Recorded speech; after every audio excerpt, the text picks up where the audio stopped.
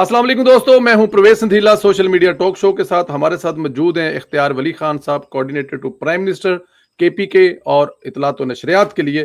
अस्सलाम वालेकुम जनाब, वालेकुम अस्सलाम वरहमतुल्लाह। परवेज संदेला साहब, आपको, आपके दोस्तों को, सुनने और देखने वालों को, पाकिस्तानी कौम को, सबको मेरी तरफ से प्यार और मोहब्बत भरा सलाम।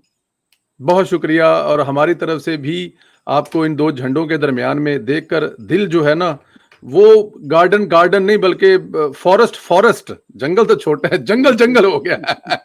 अमेज़न हो गया। अमेज़न हो गया है। यस सर, सबसे पहले तो मैं इससे पहले हुकूमत की तरफ जाऊं, अपोजिशन की जाऊं, गंडापुर जाऊं, मुझे जरा ये बताएं, ये पिछले दिनों मैंने आपकी ट्वीट पढ़ी थी पहले कि आप कुछ दोस्तों का इजलास बुला रहे हैं, अपने को कोऑर्डिनेटर या अपने जो दोस्त हैं केपीके से। फिर मैंने देखा कि आपने वहां पे एक बहुत बड़ा जलसा कर लिया और उसको कॉन्फ्रेंस कर लिया। ये क्या कहानी थी? आपने सज्जी दिखाकर खबी मारी या वो हुआ क्या, इतने ज्यादा लोग इकट्ठे कर लिया आपने?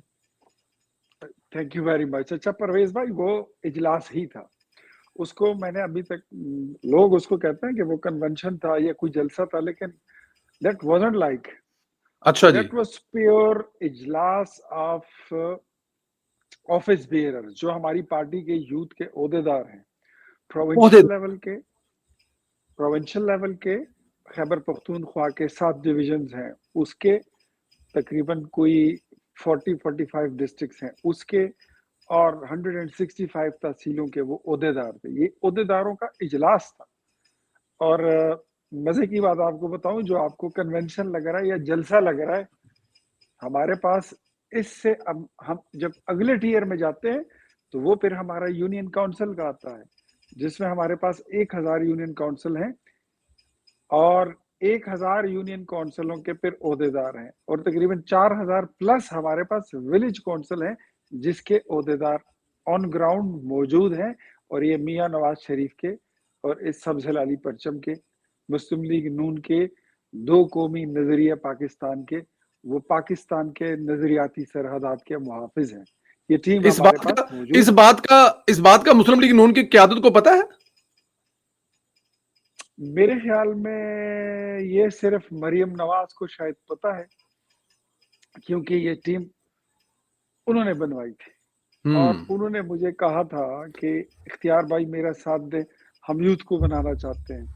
ठीक। मैंने उनको कहा भी था कि मैडम, मैं तो अभी 50 साल मेरी उम्र हो गई है, ये काम तो हम 1991 से लेकर 2000 तक हम कर चुके हैं।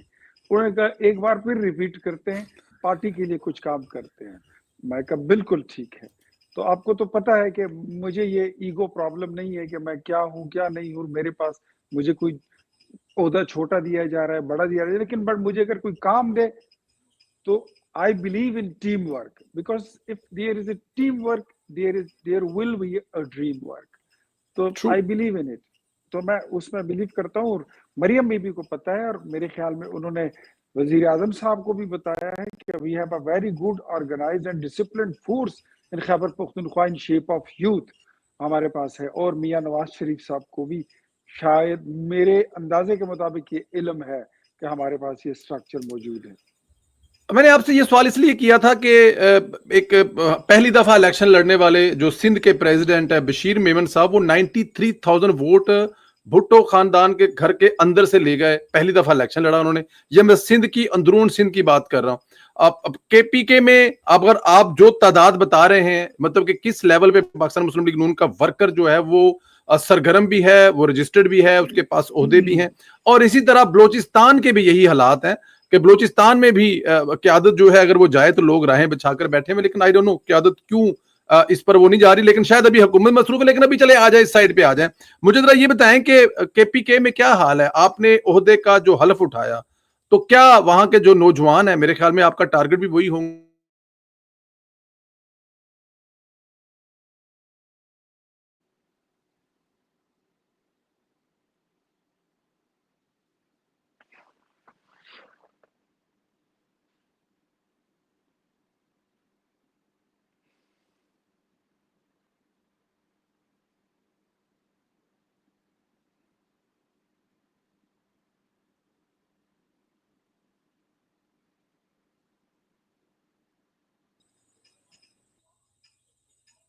اختیار بھائی آپ کو آواز آ رہی میری؟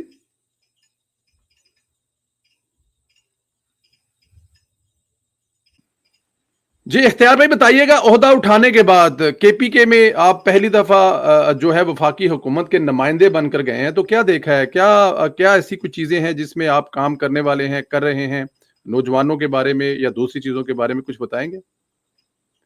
بہت اچھا ریسپانس ہے میرے خیال میں ہمیشہ یہ بات آپ کے شو میں، جو آپ کا سوشل میڈیا شو ہے، میں اس میں یہ بات کرتا تھا، اور جی جب بھی آپ سے بنفس نفیس ملاقات ہوئی تو ہم نے یہ ذکر کیا تھا کہ پنجاب کے بعد اگر کسی صوبے میں مسلم لیگ نون اچھے طریقے سے بن سکتی ہے اور رزلٹ دے سکتی ہے، جہاں پر میاں نواز شریف کے اور پاکستان کے دو قومی نظریے کے اور مسلم لیگ نون کے کارکن موجود ہیں، جن کو میرے خیال میں تین دہائیوں سے کسی نے پوچھا تک نہیں، ان کو حکومتوں کی ہوا نہیں لگی، جس کو حکومت ملی انہوں نے حکومت اپنے پاس ہی رکھی لیکن خیبر پختونخوا کے کارکنوں تک نہیں پہنچائی، وہ ٹیم موجود ہے، تو جو رسپانس ہے وہ تو ایکسٹرا آرڈینری ہے اور کارکن بڑے خوش ہیں۔ دوسرا، میں نے جس اجلاس کا آپ ذکر کر رہے ہیں یوتھ میں، اس میں میں نے اعلان کیا تھا کہ my office is my parties office, یہ دفتر میری جماعت کی اور میرے رہبر کی امانت ہے، اور یہ میرے پارٹی کے کارکنوں کی امانت ہے، یہ آپ کا دفتر ہے، میں آپ کو میکانزم بنا کے دوں گا، اور یہاں سے ہر بندے نے آپ سمجھ لیں کہ آ کے اپنے حصے کا دیا روشن کرنا ہے، اور دیا اپنے ساتھ لیتے جائیے اور روشنی پھیلاتے جائیں، یہ میرا مدعا ہے۔ اور میں نے ابھی جو دوستوں کا اجلاس ہوا تو اس میں یہ طے ہوا انیشلی کہ 45 ڈسٹرکٹس میں سے تقریباً 25 ڈسٹرکٹس جو ہیں تو وہ بالکل ریڈی ہیں، اسٹیڈی ہیں، اور وہ کہتے ہیں کہ ہمیں آپ ڈسٹرکٹ کنونشن کے لیے، یوتھ کنونشن کے لیے آپ ہمیں ٹائم دیں، اور ہم مختلف ضلعوں میں آپ کا کنونشن کراتے ہیں، یوتھ کا، نوجوانوں کا، پیور یوتھ کا، جو خیبر پختونخوا کی سلجھی ہوئی یوتھ ہے۔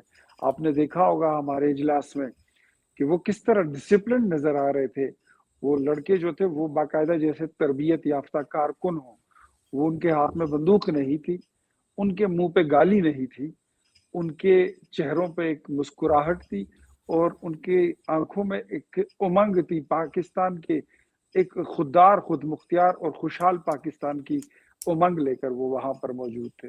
تو انشاءاللہ نیکسٹ فیز ہمارا یہی ہے، اور میرا ارادہ ہے کہ میں جنا کنونشن ہال اسلام آباد میں خیبر پختونخوا کی یوتھ کا ایک کنونشن رکھوں، جس میں پورے صوبے کے جو ہمارے یونین کونسل اور ولیج کونسل لیول کے ہمارے کارکن ہیں، عہدیدار ہیں، میں ان کو بلاؤں، اور وہاں پہ تقریباً 3-4 ہزار لوگوں کا مجمع ہو، اور میری یہ خواہش ہوگی کہ وزیر اعظم پاکستان قائد محترم محمد نواز شریف صاحب، اور بہت ہی اچھا ہوگا کہ chief organiser and C M Punjab Maryam بی بی اگر اس میں آئیں اور اس سے خطاب کریں، تو اٹس مائی ڈریم، اور میں پارٹی کے لیے یہ چاہتا ہوں کہ میں اب یہ کر گزروں، کیونکہ میں یہ سمجھتا ہوں کہ میں نے اب جو جھنڈا میں گزشتہ 30-35 سال سے اٹھا کے چل رہا ہوں، مجھے اب جھنڈا اگلی نسل کو منتقل کرنا ہے، یہ نظریہ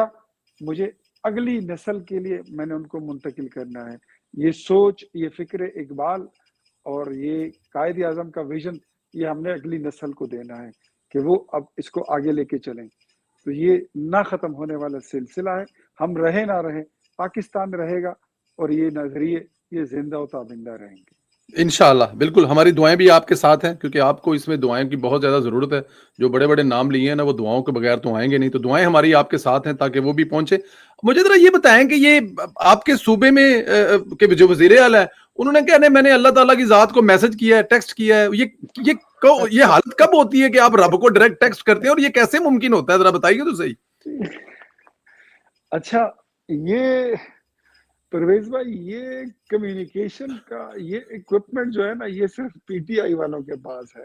اچھا جی، ان کا جو لیڈر ہے وہ بھی اس طرح کی باتیں کرتا تھا، بہکی جی شہد پی کے، کبھی گڑ کھا کے، وہ کہتا ہوتا تھا کہ جی مجھے پیغمبروں کی طرح تیار کیا جا رہا ہے۔ اللہ یہ نعوذ باللہ۔ اس کو وہ کہتے ہیں نا، وہ مذہبی ٹچ جی اس کو کہتے ہیں کہ یہ لوگ جو ہے نا، یہ اب آپ یقین کریں کہ یہ میرے لیے اور آپ کے لیے اور باشعور لوگوں کے لیے ایک جوک سے زیادہ کچھ نہیں ہے. صحیح.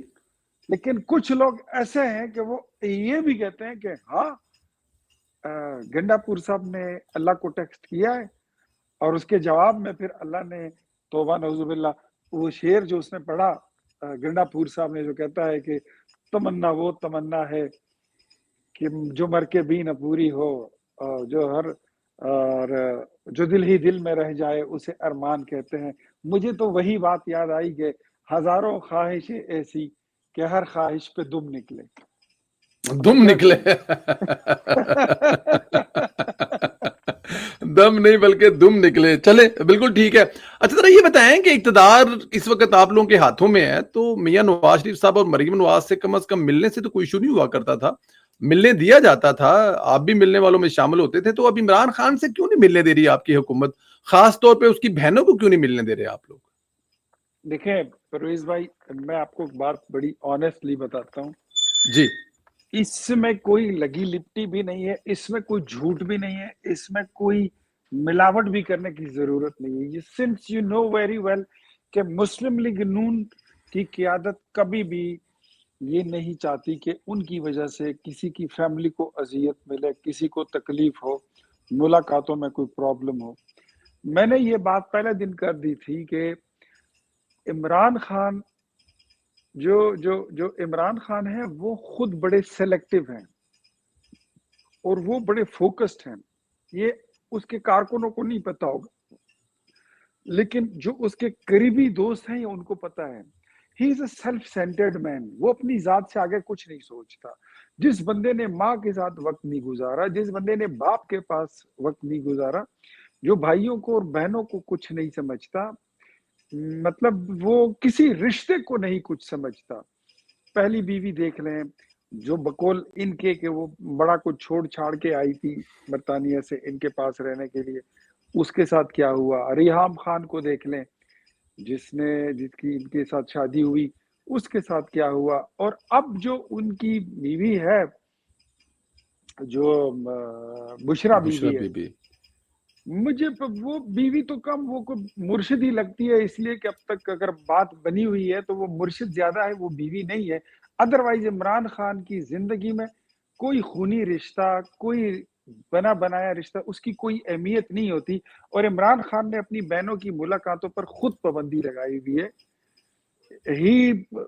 وہ ملنا نہیں چاہتا. اس کو یہ بات سمجھ آ گئی ہے کہ میں اس کے ساتھ ملاقات میں جو بات کرتا ہوں باہر جا کے یہ اس کا کچھ اور بنا دیتی ہے, تو وہ اچھا اس سے جی. خود انکاری ہے. ہاں جی, علیمہ آپا جو ہے وہ اس نے جو فائدہ لینا تھا اس کی سیاست سے وہ لی چکی ہے.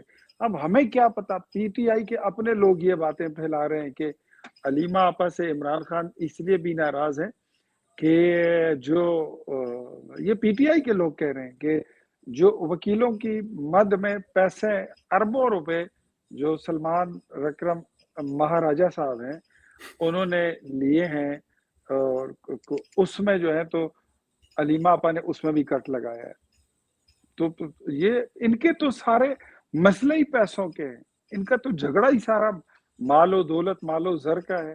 اس کے عوامی مسائل سے ان کا کیا لینا دینا, اس میں کوئی سیاست کی یا کوئی قانون ہے ان کا تو کوئی کام ہی نہیں ہے.